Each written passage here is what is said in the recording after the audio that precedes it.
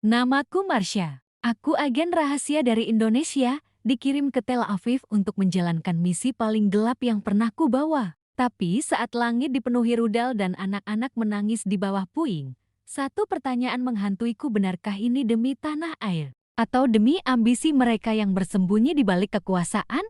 Langit Jakarta berwarna kelabu pagi itu. Hujan turun gerimis, menyapu pelataran Istana Negara dengan suara yang hampir tak terdengar. Di balik dinding beton tebal ruang bawah tanah kompleks istana, suasana justru semakin dingin dan mencekam. Tak ada bendera.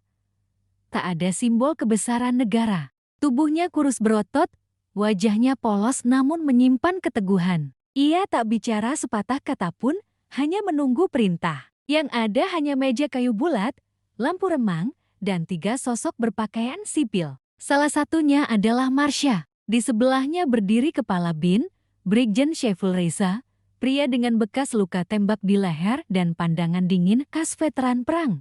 Perempuan 32 tahun itu duduk tegak, rambut hitamnya digelung rapi, mata tajam menatap pria di seberangnya. "Terima kasih sudah datang tanpa pengawalan, Marsha," ucap Presiden Prabowo, duduk dengan mantel militer tua yang sudah bertahun-tahun tak dipakainya. Marsha hanya mengangguk. "Palestina porak-poranda. Iran sudah minta bantuan kita secara diam-diam. Tapi kita tak bisa kirim tentara. Dunia akan menuding kita. Maka, kita kirim kamu." Presiden menyodorkan map coklat bertuliskan Ultra merah kelas Omega. "Kamu akan masuk lewat Yordania. Menyamar sebagai jurnalis lepas. Identitasmu adalah Sophie Almaira, warga Filipina. Kau akan menyusup ke Tel Aviv, mengakses data rudal Iron Dome, dan menciptakan kios sistematis di dalam kota." Begitu Marsha membukanya, matanya langsung menangkap satu kata di bagian paling atas dokumen, Israel. "Mereka sudah terlalu jauh," ujar Presiden. Darah dan penderitaan sudah jadi temannya sejak kecil. Sunyi menggantung beberapa detik, hanya suara pendingin ruangan dan detak jam tua di dinding yang mengisi ruang. Marsha menutup map perlahan. "Detail target?" tanyanya singkat. "Kau punya waktu 14 jam untuk berpamitan kalau ada yang bisa kau pamiti. Kau akan bawa nama bangsa, tapi tak seorang pun boleh tahu siapa kamu. Misi ini adalah kemerdekaan dalam senyap. Ini bukan sekadar perintah, ini sumpah." Brigjen Syaiful membuka peta digital di tablet. Orang-orang berlalu lalang, tak menyadari bahwa nasib satu wilayah di Timur Tengah kini tergantung pada seorang perempuan yang berjalan sendirian ke arah mobil hitam tanpa plat nomor. Marsha menarik napas dalam. Batas misi, di dalamnya ada paspor Filipina, kartu pers palsu, flash disk transkripsi, dan sebuah kalung kecil salib kayu. Tidak boleh ada jejak, tidak boleh ada jejak Indonesia. "Bila tertangkap, kami tidak mengenalmu." Kata-kata itu bukan metafora. Itu adalah fakta. Presiden Prabowo menyandarkan tubuhnya ke kursi, matanya menatap lurus ke Marsha. Marsha memejamkan mata sejenak. Ingatannya berkelindan ayahnya yang dulu gugur sebagai tentara di Timur Timur, ibunya yang menghilang karena operasi intelijen, dan adiknya yang sekarang jadi dokter di Gaza. Ia membuka mata. Sorotnya tak lagi ragu. "Aku akan jadi bayangan paling berbahaya yang pernah melintas di Tel Aviv." "Saya siap, Pak." Presiden hanya mengangguk pelan, lalu berdiri. Pesawat ke Amman berangkat tengah malam. Marsha berdiri dan memberi hormat, lalu melangkah keluar ruangan tanpa menoleh ke belakang. Di luar istana, dunia tetap berjalan seperti biasa. Marsha masuk ke mobil. Di kursi belakang, ia membuka tas kecil yang diberikan Brigjen Syaiful. Ia menggenggam salib itu erat, bukan karena keyakinan agamanya, tapi karena di dalamnya tertanam chip mikro dengan data rute pelolosan dari Yerusalem ke Gaza. Dunia akan membenci dirinya bila tahu siapa dia, tapi tanah air akan selalu diam-diam mencintainya. Malam itu, di atas langit Indonesia, Marsha terbang sendirian ke medan perang tanpa pengakuan. Dalam diam, ia berkata pada dirinya sendiri, "Aku bukan pembunuh. Tapi bila demi tanah air dan Palestina." Pesawat Qatar Airways dari Amman baru saja mendarat di Bandara Internasional Ben Gurion, Tel Aviv. Di antara penumpang dari berbagai negara, seorang perempuan Asia dengan koper kecil dan kamera di tangan melangkah mantap melewati lorong imigrasi. Namanya setidaknya di paspor adalah Sophie Almaira, jurnalis lepas kelahiran di Davao, Filipina, lulusan kursus singkat jurnalistik dari Bangkok Post. Padahal yang berdiri di depan petugas imigrasi itu bukan siapa-siapa. I'm working on a piece about Israeli innovation in the media industry, ma'am. Selain Marsha, petugas wanita berambut pirang menyipitkan mata, membaca dokumen dengan teliti. Purpose I visit, Marsha mengangguk sopan. Suaranya tenang, fasih dalam logat campuran Tagalog Inggris. Journalistic coverage, petugas mengangguk kecil. You've been to Jordan before entering. Yes, I had an assignment in a month covering refugee healthcare, then decided to stop here for a week. Tangan petugas bergerak pelan di bawah meja. Marsha tahu ia sedang menekan tombol untuk menelusuri basis data Interpol dan intelijen lokal. Orang-orang berjalan dengan pakaian santai, sebagian memakai kipa, sebagian dengan tas ransel dan earphone. Damai, bagi yang tak tahu cerita di baliknya. 5 detik, 6, 7, senyum tipis sang petugas akhirnya muncul. Welcome to Israel, Miss Almaira. Dalam ruangan sempit itu hanya ada satu meja, satu tempat tidur, dan satu laci kecil yang terkunci. Marsha merogoh saku tasnya dan mengeluarkan kunci khusus yang ia bawa sejak Jakarta. Cap merah menghantam halaman paspor dengan suara kecil yang membuat jantung Marsha berdetak lebih keras dari biasanya. Dalam hitungan detik, pesan video muncul. Ia keluar bandara tanpa gangguan. Di luar, sinar matahari Tel Aviv menusuk matanya. Langit cerah, suara kendaraan berlalu lalang. Misi pertama, kumpulkan data lokasi stasiun kontrol Iron Dome di sektor barat Da. Ia membawa kamera kecil dan memotret mural, bar, pasar lot, dan taman kota. Semua terlihat normal, tapi di balik senyum ramah para pemilik toko, ia tahu ada mata-mata. Selalu ada. Ini Israel. Kontak lokal bernama Adam akan mendekatimu 2 hari lagi. Jangan buat kesalahan. Mesat sedang gelisah. Tapi malam hari, aku bukan dokter. Marsha naik taksi menuju apartemen yang telah disiapkan tim Iren beberapa hari sebelumnya. Sebuah flat kecil di distrik Florentine, lingkungan kreatif yang penuh bar dan studio seni. Tempat ideal untuk jurnalis asing menetap tanpa menimbulkan kecurigaan. Rambut hitam keriting, janggut tipis, dan mata gelap penuh kehati-hatian. Sesampainya di apartemen lantai 2, ia membuka pintu yang telah dikunci dengan kode. Klik, laci terbuka. Di dalamnya, sebuah peta kuno Tel Aviv, ponsel tak terhubung jaringan umum, dan USB drive hitam berlogo buram simbol organisasi intelijen Iran yang bekerja sama dengan Indonesia dalam misi rahasia ini. Hodis Force, ini jalur ke salah satu stasiun Iron Dome yang bisa kau jangkau, tapi dijaga ketat. Kau harus menyusup sebagai teknisi dari media lokal yang sedang liputan. Kami punya badge palsu. Ia sudah hidup terlalu lama dalam bayang-bayang kematian untuk takut pada ancaman semacam itu. Marsha menyalakan ponsel offline itu. Selamat datang di Israel, Agent Sophie. Kami telah menanam 3 titik komunikasi. Gunakan sandi garis langit untuk aktivasi. Hari pertama Marsha di Tel Aviv dihabiskan dengan menyusuri jalanan sebagai jurnalis. Di kejauhan, cahaya lampu Iron Dome berkedip. Di balik kedamaian palsu itu, ada sistem senjata yang bisa menembak jatuh rudal dari Gaza atau Iran dalam hitungan detik. Pada malam kedua, saat matahari tenggelam dan langit memerah di pelabuhan Java, seorang pria muncul. Namamu Sophie. Marsha mengangguk. Dan kamu, Adam. Pria itu duduk di sampingnya di bangku kayu. Ia tak menoleh. Darahku Palestina, tapi aku dibesarkan di Ramlah. Aku dokter di Gaza. Marsha diam. Ia tahu maksudnya. Adam menyerahkan sebuah kantong kertas berisi USB line dan peta. Marsha mengambil barang itu dengan tenang. Tapi hatinya bergolak. Bila aku tertangkap, Adam menoleh, maka aku harus menembakmu sebelum mereka menyiksa kita berdua. Marsha tak gentar. Malam itu, Marsha berdiri di atap apartemennya, memandangi langit kota Tel Aviv. Marsha menatap bintang. Aku hanya punya waktu seminggu untuk membuat sistem itu lumpuh. Dan hanya satu kesempatan untuk tidak gagal. Demi tanah air. Dan demi mereka yang tak bisa bersuara dari balik puing dan darah. Angin malam menyapu wajahnya. Besok, permainan sebenarnya akan dimulai. Hari keempat Marsha di Israel dimulai dengan langit mendung dan udara dingin yang menggigit. Tapi bukan itu yang membuat tubuhnya menegang sejak subuh. Hari ini, ia harus menyusup ke titik terlarang.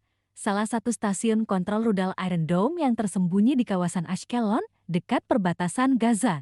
Stasiun itu tampak seperti bangunan biasa dari luar, hanya gedung kecil dengan pagar besi dan pos keamanan. Tapi di dalamnya, sistem pertahanan paling canggih Israel bekerja siang dan malam mendeteksi setiap peluncuran rudal dari Gaza dan mengirim balasan mematikan dalam hitungan detik. Marsha sudah mempelajari peta dan jadwalnya selama 2 malam berturut-turut. Dengan menyamar sebagai teknisi video dari media kecil asal Singapura dengan badge palsu yang diberikan Adam, ia masuk ke area sebagai peliput behind the scenes tentang pertahanan nasional. Di pintu masuk, seorang tentara muda berpakaian lorang menghentikannya. Matanya curiga, tapi Marsha tetap tenang. Ia menyodorkan ID palsu dan surat tugas berbahasa Inggris. Tentara itu membacanya sekilas, lalu menunjuk ke arah kamera Marsha. "Buka, saya ingin lihat isinya." Marsha memencet tombol dengan jari gemetar. Kamera itu menyala, memutar file video yang memang sudah disiapkan wawancara kosong dengan editor palsu, dan sedikit footage umum Tel Aviv. Setelah beberapa detik yang terasa seperti selamanya, tentara itu mengangguk. "Silakan." Dan membawa USB berisi virus ringan ciptaan tim siber Iran yang dapat menciptakan gangguan sinyal GPS dan pemetaan target selama 2 menit. 2 menit yang cukup untuk rudal sungguhan menembus langit Israel. Marsha masuk, dan pada langkah ke-7, napasnya mulai memburu. Ia sedang melangkah tepat di bawah sistem rudal paling mematikan di dunia. Tapi saat ia menyelinap ke ruang server, sesuatu terjadi. Sirene meraung keras. Cahaya biru menyala sebentar, proses injeksi data berjalan. 70 detik. Semuanya panik. Seorang tentara berlari sambil berteriak dalam bahasa Ibrani, "Roket dari Gaza. Siaga 1. Marsha terkunci di dalam ruangan saat lampu berubah merah. Ia hanya punya 2 pilihan. Tetap menyusup atau kabur dan menunggu hari lain. Tapi ia bukan dilatih untuk menunggu. Dengan tangan gemetar, ia mencolokkan USB ke panel data yang tersembunyi di belakang layar informasi. 59:32. Tiba-tiba pintu dibuka paksa dari luar. Seorang teknisi masuk. "Apa yang kau lakukan di sini?" Marsha berpaling cepat. Ia tersenyum, berpura-pura bingung. "Maaf, saya pikir ruangan ini studio media." Teknisi itu menyipitkan mata, hendak bicara lagi, tapi sistem mendadak mati, monitor hitam, layar berkedip. "Tapi mereka curiga," ucap Marsha sambil menyerahkan kamera yang kini berisi rekaman sistem dan titik koordinat penting. "Ya Tuhan, sistemnya error." Marsha langsung memanfaatkan kekacauan itu. Ia keluar, menabrak satu petugas dan berpura-pura panik. "Ada gangguan listrik, saya harus keluar." Tak ada yang sempat menahannya. Semua sibuk dengan sistem pertahanan yang mendadak kacau. Kita bisa memilih untuk tetap punya hati atau tidak. Untuk pertama kalinya sejak misi ini dimulai, ia merasa hancur. Berita tentang serangan balasan dan rudal Gaza memenuhi udara. Satu suara anak kecil terekam menjerit, menangis di antara puing-puing. 2 jam kemudian, di sudut kota Ramlah, Marsha duduk bersama Adam di dalam sebuah klinik tua yang diam-diam menjadi tempat penyelundupan bantuan kemanusiaan ke Gaza. USB-nya sukses. Adam hanya diam. Wajahnya murung. "Ada serangan balasan tadi siang," katanya lirih. "Israel mengebom Gaza setelah rudal mereka gagal dilacak. 3 anak tewas. Salah satunya pasienku dulu. Aku akan lakukannya untuk mereka yang tak bisa memilih takdirnya." Marsha tercekat. "Aku ingin sistem mereka lumpuh," bisiknya. "Tapi aku tidak ingin anak-anak itu mati." Adam menatapnya dalam-dalam. "Perang tidak pernah memilih siapa yang mati, Marsha. Tapi kita." Kalimat itu menusuk lebih dalam daripada peluru. Malam itu, Marsha kembali ke apartemen dengan dada sesak. Ia menyalakan radio lokal. Ia menutup mata, tangannya bergetar. Bukan karena takut, tapi karena ia mulai bertanya, apakah ini benar-benar demi tanah air? Atau hanya soal kekuasaan antar negara yang menjadikan manusia sebagai tumbal? Lalu ia menatap meja kecil tempat salib kayu itu tergeletak. Ia mengangkatnya pelan dan berbisik pada dirinya sendiri, "Aku akan selesaikan ini." Tapi bukan hanya untuk tanah air. Aku akan jati suara yang tak terdengar, dan badai akan datang dari bayangan.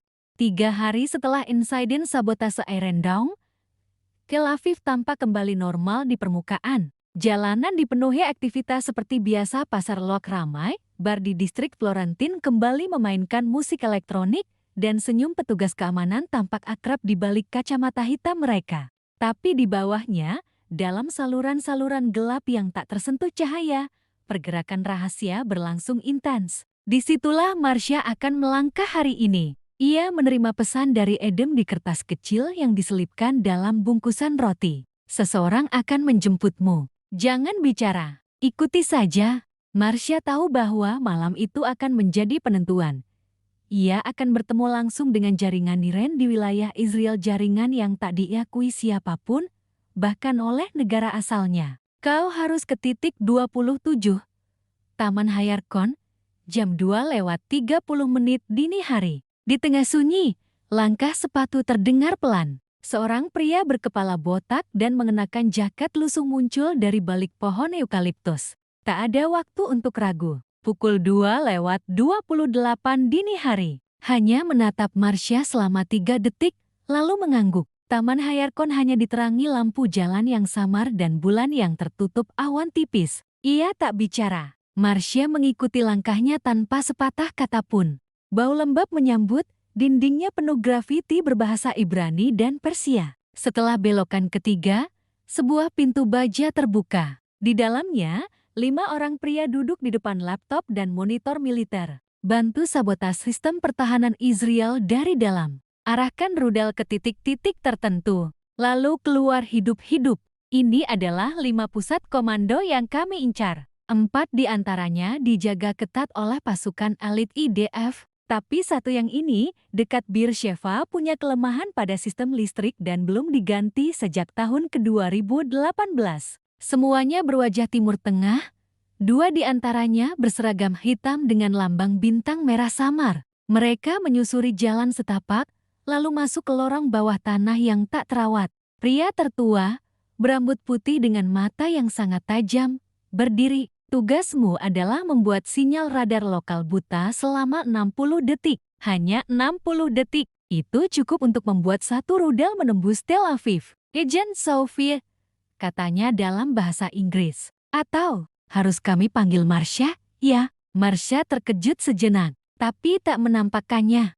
Aku hanya di sini untuk menuntaskan perintah, jawabnya. Aku tak peduli nama apa yang kalian pakai. Pria itu tersenyum tipis. Nama saya Amir. Kami adalah bagian dari unit non-resmi Quds Force. Kau tahu apa yang sedang kami lakukan di sini? Saya hanya tahu tugas saya, jawab Marsha tajam. Amir mengangguk pelan. Ia membuka peta digital berisi sejumlah titik merah. Tempat itu tampak seperti gedung penyiaran biasa. Tapi dari dalam, jaringan data untuk sektor radar tengah dikontrol. Ia masuk sebagai teknisi yang ingin menguji sistem kabel siaran dengan surat palsu. Lalu, tanya Marsha. Ia menyalakan radio dan mendengarkan berita tentang anak-anak yang masih trauma dari serangan sebelumnya. Tapi dampaknya lebih luas. Api menjalar. Gelombang kejut merusak pemukiman. Wajah mereka penuh debu dan darah menyatu dengan wajah adiknya yang kini mengabdi di rumah sakit Gaza. Kami akan kirim drone taktis buatan Iran dari perbatasan selatan. Marsha menatap titik merah itu lama. Siapa target rudalnya? Tanyanya pelan. Amir menoleh. Markas Komando Wilayah Tengah IDF. Tapi, collateral damage akan ada. Di sekitarnya ada sekolah dan rumah warga sipil. Diam. Marsha mengepalkan tangan. Tak bisakah hanya sistem militernya? Tanyanya. Ia hanya menyerahkan satu peta berisi semua titik sistem rudal yang berhasil ia sabotase. Lalu berkata pelan. Amir menatapnya lekat. Ini perang, Marsha. Tak ada peluru yang bisa memilih korban. Malam itu, Marsha kembali ke apartemen dengan kepala penuh suara. Adiknya, yang sempat berkata lewat pesan suara.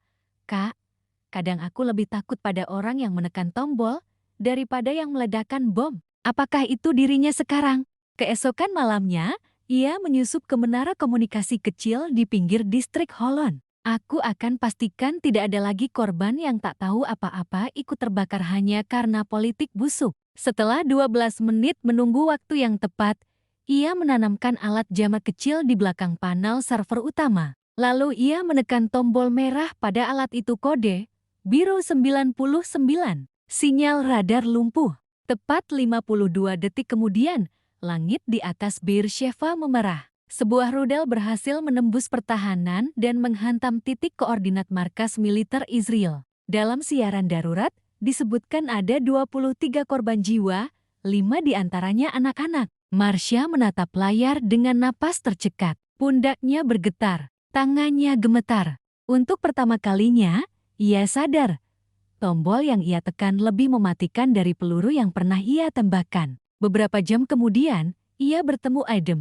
"Apa yang terjadi?" tanya Adam. Suaranya tajam. Marsha tak menjawab. Kalau ini dilanjutkan, anak-anak akan terus mati. Adam menatap peta itu, lalu menatap Marsha. "Lalu apa yang akan kau lakukan?" Marsha menarik napas panjang. "Aku akan akhiri misi ini, tapi dengan caraku. Bukan caranya Iren. Bukan caranya presiden. Bukan caranya siapapun." Adam diam lama. Lalu ia berkata pelan, "Kalau kau memilih jalan itu, Marsha, maka kau akan diburu oleh semua pihak, termasuk negerimu sendiri." Marsha mengangguk. "Aku tahu. Tapi kalau bukan aku, siapa lagi?" Marsha tak tidur malam itu. Di antara lampu redup dan suara sirena ambulans yang meraung di kejauhan, ia duduk sendirian di kursi tua apartemennya. Tangannya menggenggam erat salib kayu yang ia bawa sejak Jakarta. Bukan untuk berdoa tapi untuk mengingat bahwa di dalamnya tertanam semua data penting tentang sistem pertahanan Israel yang sudah ia sabotase, dan lebih dari itu, semua nyawa yang bisa ia selamatkan jika ia menggunakan informasi ini dengan benar. Tapi siapa yang bisa dipercaya? Indonesia. Mereka mengirimnya dengan perintah gelap. Berhasil atau mati. Iren. Mereka menganggap anak-anak sebagai kerusakan sampingan. Palestina. Mereka hanya ingin bertahan. Tak ingin lagi dijadikan pion dalam perang orang besar. Dan Israel. Ia tahu lebih banyak darah akan tumpah jika ia terbongkar. Ia menatap layar laptop. Ada 2 pesan transkripsi. Pertama, dari Brigjen Syaiful di Jakarta. "Bagus, teruskan." Intelijen internasional mulai bingung. "Ini momen terbaik kita. Kirim data lanjutan untuk target rudal selanjutnya. Jangan gagal. Negara bergantung padamu." Kedua, dari Amir di jaringan Iren. "Setelah itu, kamu bebas. Kami antar ke perbatasan Lebanon. Kami sudah siapkan serangan berikutnya. Kau tinggal aktifkan titik radar barat." Marsha menutup laptop. Napasnya berat. Lalu ia membuat keputusan yang akan mengubah segalanya. Ia tidak akan menuruti perintah siapapun lagi. Adam masih duduk di depan meja, menulis sesuatu. Wajahnya kelelahan. Di luar, tentara IDF sedang menyisir rumah-rumah warga Palestina, mencari sumber sabotase. Pagi itu, Marsha menemui Adam di ruang bawah tanah klinik Ramla. "Kalau mereka tahu aku menyembunyikanmu, aku mati," ujar Adam tanpa menoleh. "Jika aku bisa tanamkan ini ke pusat kendali Iron Dome dan sistem rudal jarak jauh, maka setiap peluncuran akan salah sasaran. Kalau kau gagal, semua akan mencarimu, termasuk pemerintahmu sendiri. Mereka akan berhenti menyerang karena tak bisa mempercayai senjata mereka sendiri." Marsha duduk di depannya. Ia berpura-pura membawa data target baru, tapi diam-diam, ia menanamkan salinan virus ke perangkat Amir saat pemimpin jaringan itu lengah. "Aku akan hentikan semua ini. Aku butuh bantuanmu, tapi aku tak akan memaksamu." Adam meletakkan pena. "Kau ingin menghentikan serangan?" tanyanya. Marsha mengangguk. "Bukan dengan berdamai. Itu mustahil sekarang. Tapi aku bisa membuat semua sistem mereka kacau permanen, tanpa korban." Adam menyipitkan mata. "Bagaimana caranya?" Marsha mengeluarkan chip kecil dari balik salib kayu. "Ini virus kelas atas. Dirancang bukan untuk menghancurkan sistem, tapi mengacaukan koordinat." Adam menatapnya lama. "Kau sadar?" Marsha menatap lurus ke depan. "Lebih baik aku diburu, daripada terus hidup dengan darah anak-anak di tanganku." Malam itu, Marsha menyelinap ke markas jaringan Iren untuk terakhir kalinya. Ia juga mengirim sinyal diam-diam ke jaringan pertahanan Israel bukan untuk menyerah, tapi untuk memperingatkan. Virus telah menyusup ke dalam semua sistem rudal. Hentikan peluncuran atau kalian menembak warga sendiri. Dua pria Arab berjas gelap berdiri di bawah tangga. Dan dari balkon atas, ia melihat siluet pria Indonesia. Brigjen Syaiful datang langsung ke Tel Aviv. Ia tahu itu gila. Ia tahu itu bisa membuatnya dicap sebagai pengkhianat oleh semua pihak. Keesokan paginya, dunia gempar. Israel menunda semua peluncuran rudal. Tapi perburuan telah dimulai. Tak hanya Mossad, tak hanya Iran tapi juga bangsanya sendiri kini ingin membungkamnya. Iran membatalkan pengiriman drone. Sinyal sistem pertahanan di seluruh kawasan Timur Tengah kacau. Tak ada yang tahu kenapa. Kecuali satu orang, Marsha. Tapi saat semuanya mulai mereda, bahaya baru muncul. Marsha berjalan menuju apartemennya yang kini telah dikepung diam-diam. Mobil hitam tanpa plat nomor terparkir di ujung jalan. Dia tahu, bisik Marsha. Ia berbalik, kabur lewat pintu belakang, menuruni gang sempit yang telah ia hafal setiap lekuknya. Ia adalah mata-mata yang menolak diperintah. Ia adalah senjata yang tak lagi bisa dikendalikan. Di tengah pelariannya, Marsha mengirim pesan terakhir pada Edem. Kalau aku tak selamat, tolong temukan salib kayu itu. Di dalamnya ada virus cadangan. Pastikan tidak pernah jatuh ke tangan siapapun. Jangan biarkan perang ini kembali dimulai. Dan di detik terakhir sebelum ia menghilang ke reruntuhan pelabuhan Java, Marsha berbisik pelan. Demi tanah air. Dan demi mereka yang tak pernah punya pilihan, aku memilih menjadi pengkhianat, agar tak ada lagi yang harus mati. Malam turun dengan cepat di Tel Aviv. Langit seperti tercekik awan kelabu, udara basah oleh kabut laut yang menggantung pelan. Di balik pelabuhan tua Java, Marsha berlari menembus lorong sempit di antara bangunan tua yang dibiarkan membusuk oleh waktu. Langkahnya cepat, nafasnya memburu. Ia tahu satu hal pasti. Semua orang kini menginginkannya mati. Langkah kaki di belakang semakin mendekat. Suara radio tentara dalam bahasa Ibrani menggema. Dia di sektor barat. Perempuan Asia, rambut gelap. Jangan tembak di kepala kami, perlu dia hidup. Ia menyelinap ke dalamnya, lalu menahan napas. Di dalamnya hanya ruang kosong bekas gudang perikanan dengan bau amis yang menyengat.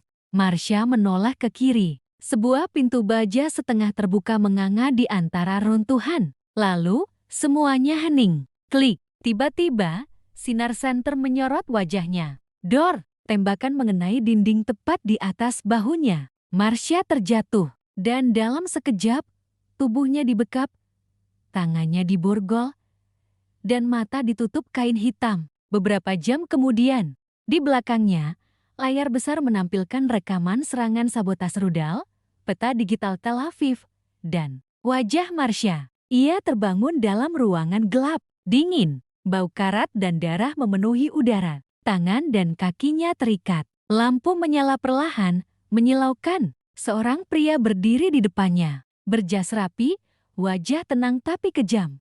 Tapi apa yang kamu tahu? Sistem kami kacau, rudal kami buta, dan semua gara-gara kamu. Pria itu mendekat, lalu bicara dengan logat Inggris khas Israel. Kau bukan Sophie Almaira. Nama aslimu Marsha. Kau agen Indonesia. Marsha tak menjawab. Kau bukan siapa-siapa. Bukan milik mereka. Pria itu melemparkan paspor Filipina ke lantai. Kami tahu semua. Kami sudah menghubungi Jakarta. Tapi mereka bilang, Marsha tetap diam. Wajahnya penuh luka, tapi matanya tak gentar. Pria itu mendekat, berbisik di telinganya.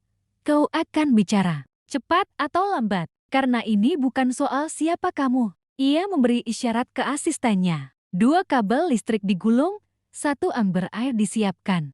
Marsha hanya tertawa kecil. Kalau aku tak ada artinya, kenapa kalian masih takut pada aku? Sret, air disiramkan. Tubuhnya gemetar. Arus listrik menyengat tubuhnya. Tapi ia menggigit lidahnya, menahan teriakan. Detik demi detik berlalu dalam kabut rasa sakit. Tapi di balik itu, pikirannya tetap jernih. Jangan bicara. Jangan runtuh. Waktu sedang bermain di sisimu, Marsha. Di tempat lain tepatnya di Jakarta. Presiden Prabowo berdiri di depan layar di ruang bawah tanah. Brigjen Syaiful berdiri di belakangnya. Israel meminta kita mengakui agen ini milik kita, ucap seorang staf militer. Tubuhnya lebam, luka terbuka di pelipis dan bibir, tapi matanya tetap menatap lurus ke depan. Prabowo tidak menjawab.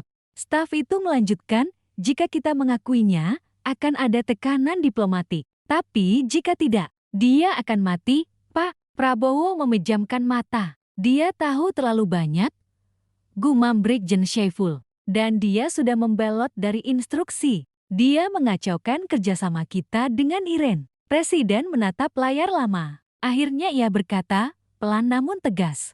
Biarkan dunia menganggap dia pengkhianat. Tapi aku tahu siapa dia. Jika dia bertahan, lindungi dia. Tapi jangan kirim pasukan. Jangan perang terbuka. Kembali ke Tel Aviv. Marsha terkulai di kursi. Pria Israel di depannya mulai frustasi. Tapi saat konvoi kendaraan lapis baja bergerak menuju lokasi rahasia, sebuah ledakan menghantam jalan utama. Berapa titik rudal yang sudah kau sabotase?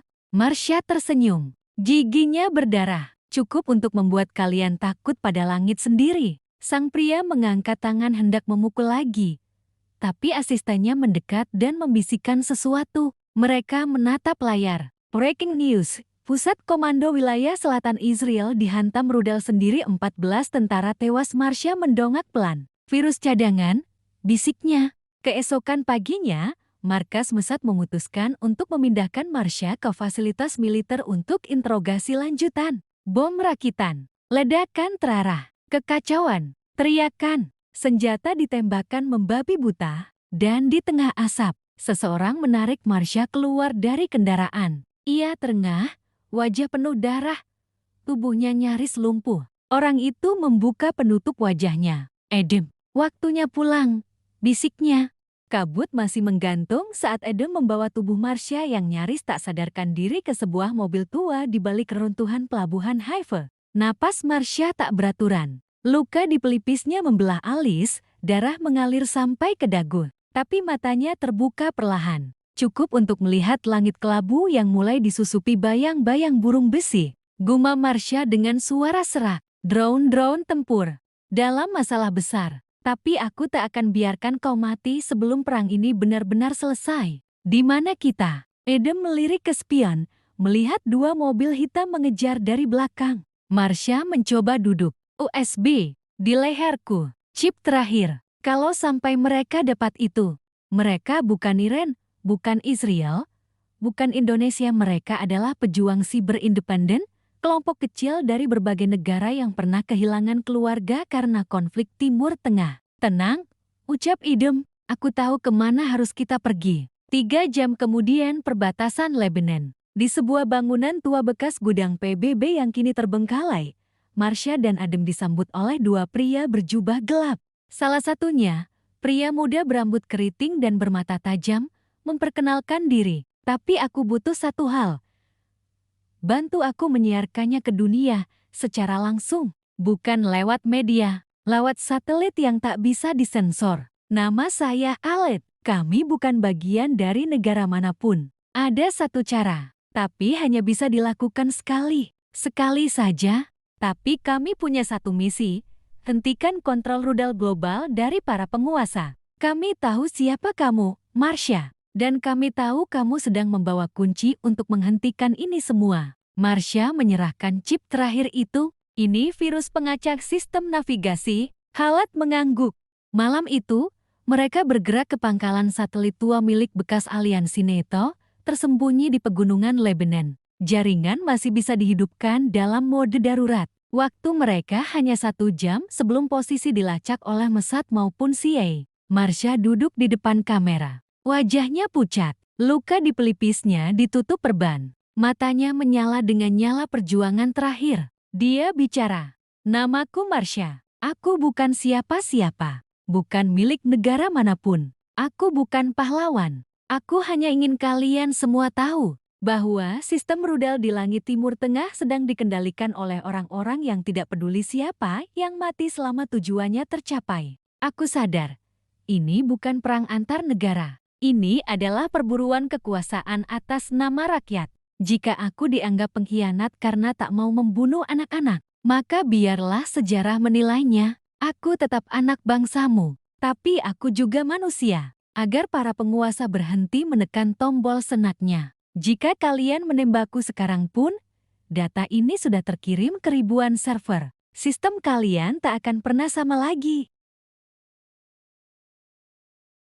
Aku diberi tugas menyabotase, menyusup, mengarahkan rudal ke titik-titik yang bahkan tak ku mengerti. Tapi saat aku melihat anak-anak terkubur puing, saat aku melihat mata seorang ayah kehilangan anaknya, virus yang kutanam bukan untuk membunuh, tapi untuk membutakan senjata. Dan untuk Indonesia, 30 menit setelah siaran itu berakhir, dunia terhentak. Adam dan Marsha berusaha kabur lewat terowongan bawah tanah, tapi Marsha tertimpa runtuhan beton. CNN, Al Jazeera, BBC, bahkan media Israel dan Iran semuanya menayangkan rekaman Marsha. Kalau aku mati, jangan kuburkan aku di kampung halaman. Kuburkan aku di Gaza, dekat sekolah yang pernah kita lindungi bersama. Organisasi intelijen global mulai saling menyalahkan siapa yang membiarkan Marsha menyusup sejauh itu, tapi kemenangan kecil itu tak gratis, tak bertuliskan nama. Hanya satu kalimat.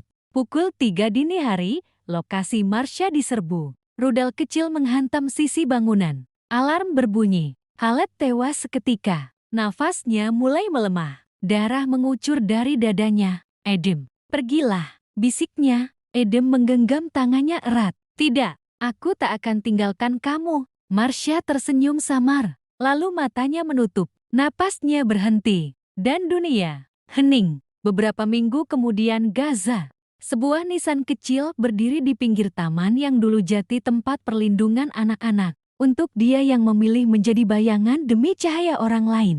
Dari kejauhan, seorang pria berdiri diam. Adam, dan dari Istana Negara Jakarta, Presiden Prabowo berdiri sendirian di ruang kerja, menatap langit malam. Pelan-pelan ia berbisik, "Maafkan kami, Marsha. Dunia belum siap menerima pengorbananmu. Tapi sejarah akan mengingat."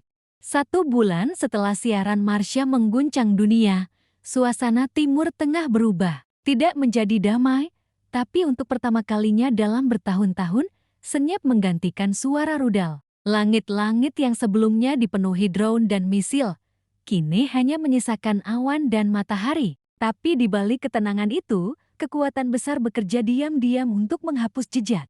Di ruang rapat tertutup Markas Intelijen Indonesia, Brigjen Syaiful berdiri di depan layar hitam, memutar rekaman Marsha untuk terakhir kalinya. Video ini tidak pernah ada, katanya pada para pejabat yang duduk diam. Nama Marsha akan dihapus dari semua berkas. Dia bukan agen kita. Dia bukan siapa-siapa. Paham? Semua mengangguk.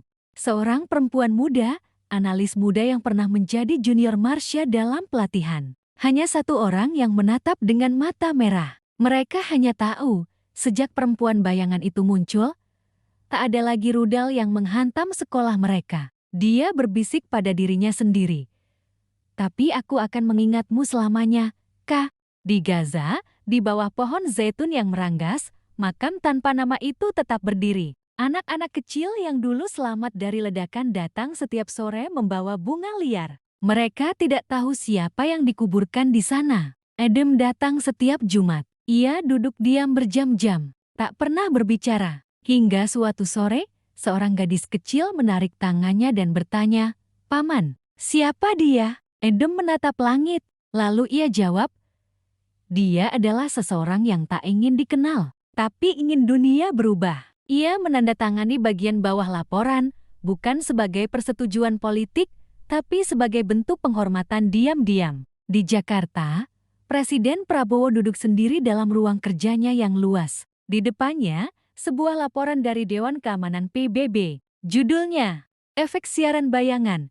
Laporan Resmi Gangguan Sistem Rudal Global dan Upaya Damai Rakyat Sipil." Ia membaca pelan, lalu mengambil pulpen. Seorang perempuan berambut pendek dan luka bekas bakar di lehernya duduk di dekat api unggun. Lalu, ia membuka laci mejanya. Satu foto kecil berada di sana. Marsha, dalam seragam hitam Indonesia, tersenyum saat pertama kali diangkat sebagai agen.